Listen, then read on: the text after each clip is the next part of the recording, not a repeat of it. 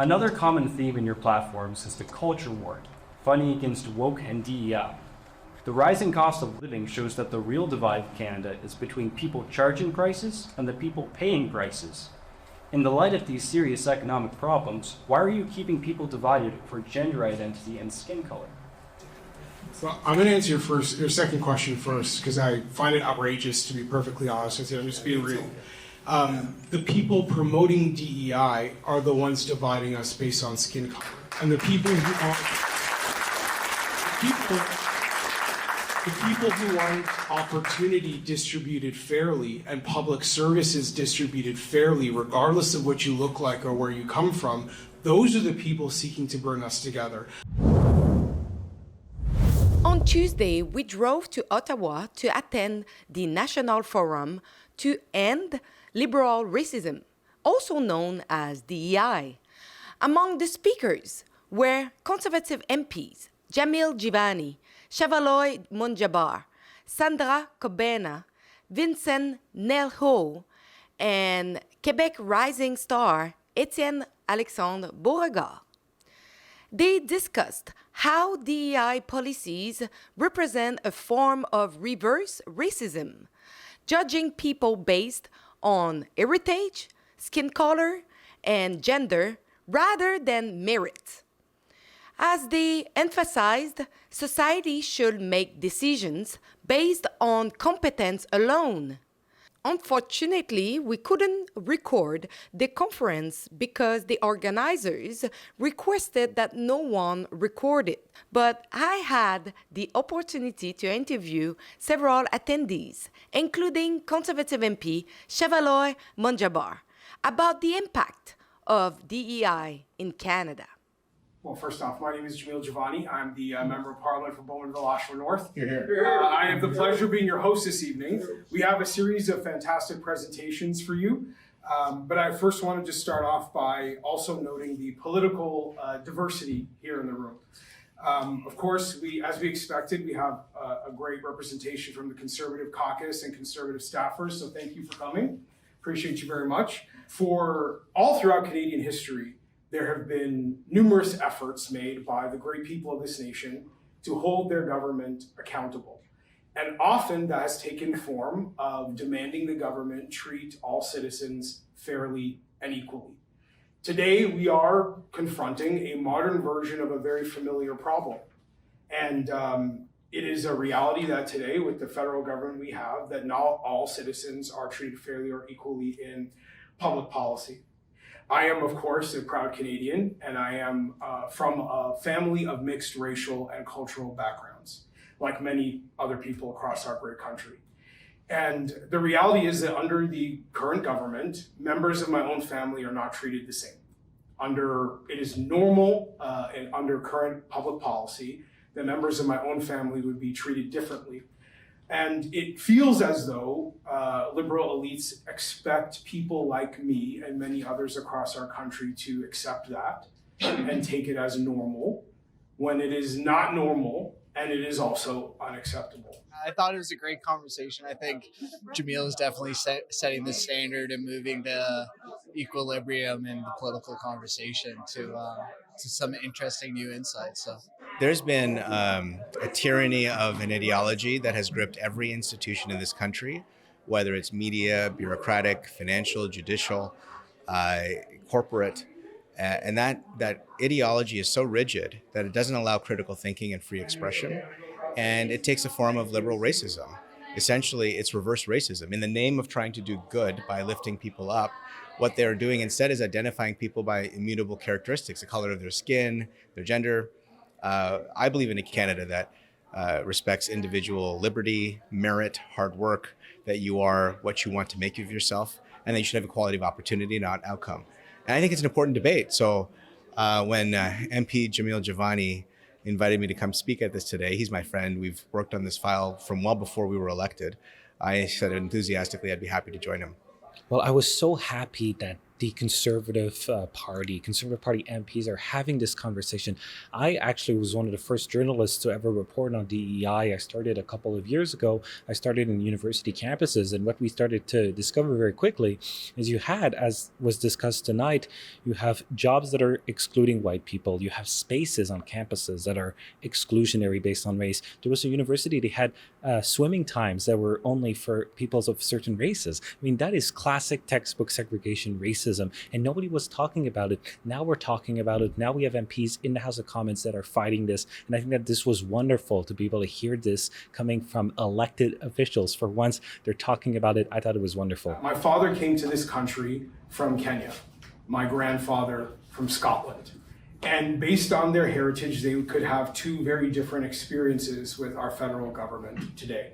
The half of my family of European descent, openly discriminated against by the government they pay taxes to, openly and blatantly excluded from job opportunities by the federal government, openly and blatantly excluded from government programs.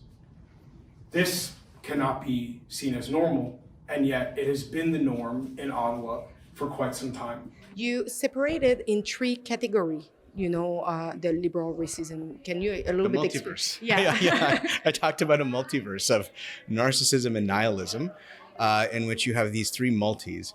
I know it sounds kind of tacky, but it's memorable, at least for me. The first is about multiculturalism, in which originally it was about tolerance and social cohesion, but now it's become about division and ethnic ghettos.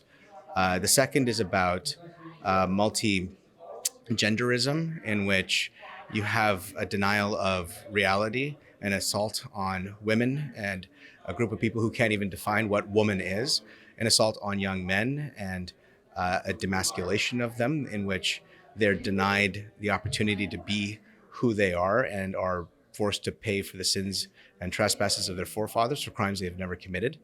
And then multilateralism, which is kind of silly. It's this idea of celebrating a building like the UN, which is just a conference center with some nice hotels and some nice restaurants, rather than the idea of cooperating with countries of like mind.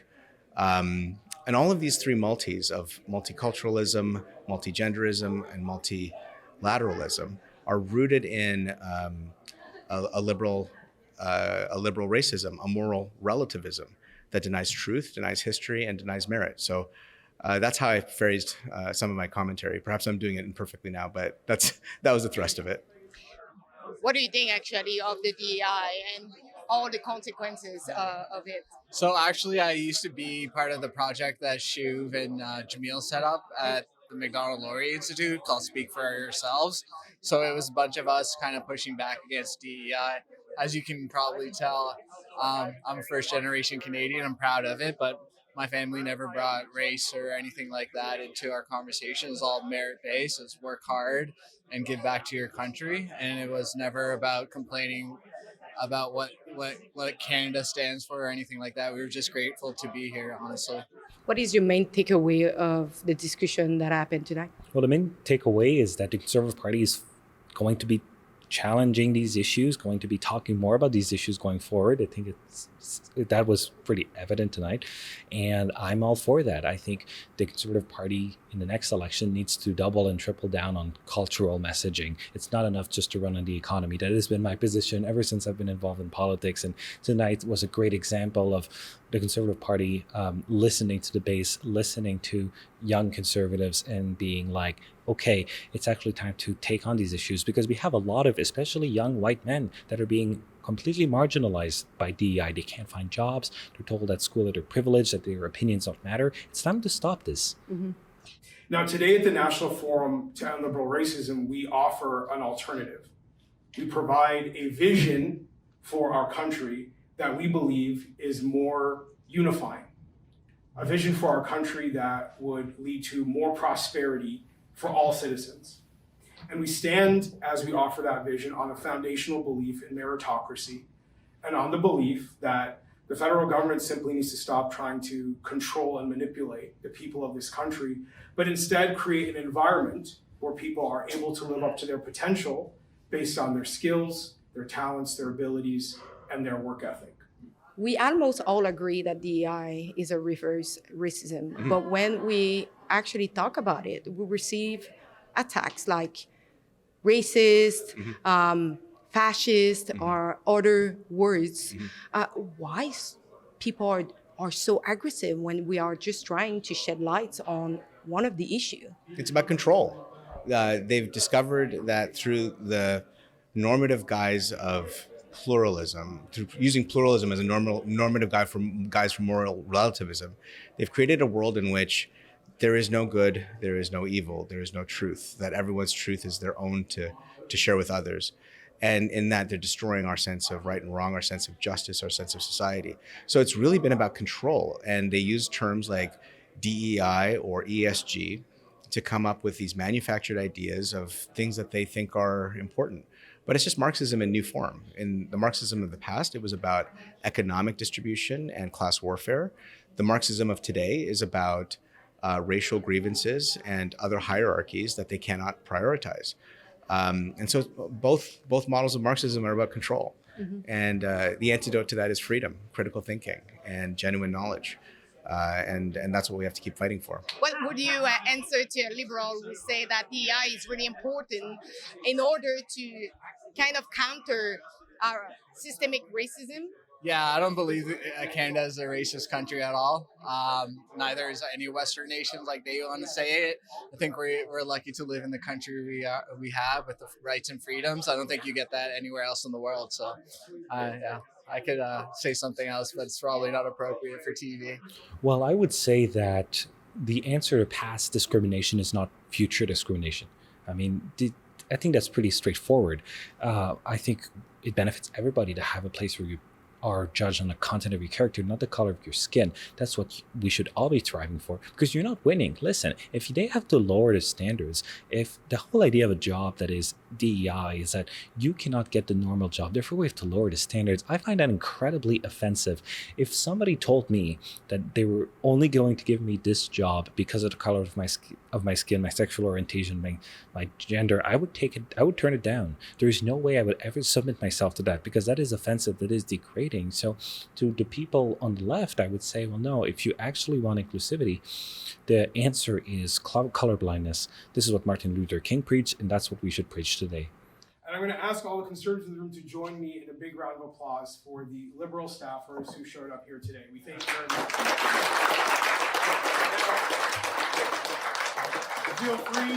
Feel free to enjoy a complimentary Bud Light. This is cultural outreach. We made an effort to make sure you could feel at home. And we commend your strong act of solidarity and allyship.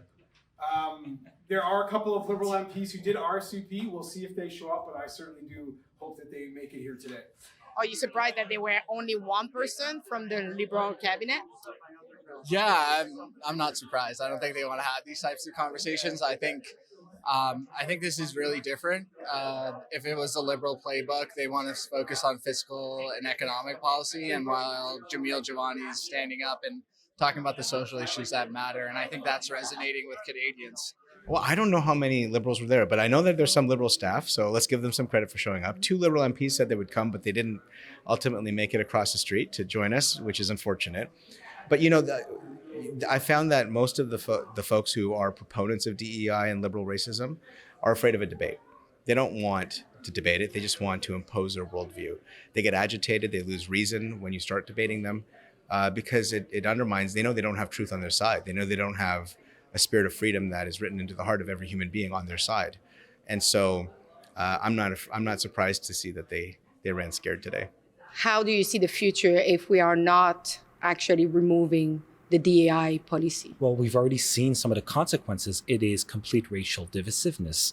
People are not, DEI is a divisive ideology. There's actually been studies that have been done on this. It does not unite people. So if we keep doing this, we're going to keep seeing unrest in the streets. We're going to keep seeing unrest in the workplace, unrest in the schools, and we're going to have people grow up and judge each other on the concept of race. We're seeing a consequence of DEI is the return of white nationalism. You're seeing, especially in the United States, a lot of young men embrace white nationalism. And a reason for that is because they have been shamed so much for their skin color that they have resulted into kind of embracing this radical like resistance. So I think if we keep doing this race-based politics of virtue signaling, attacking people on the color of their skin, it's not going to end well. It has never ended well, and it will not end well. So my message to people is, let's get back to judging people as individuals created in the image of God and based on merit, not skin color. Look anywhere in this country and think of the chaos, the social destruction, the upheaval you're seeing everywhere.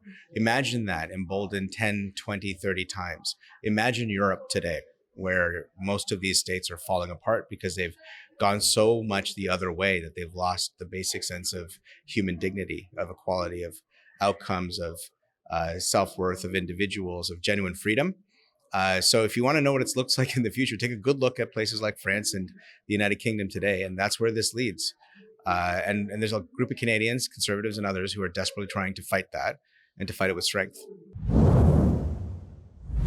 If you like our report on the ground, you can support us at rebelfieldreports.com. Thank you for making a donation, and thank you for continuing to support our independent journalism.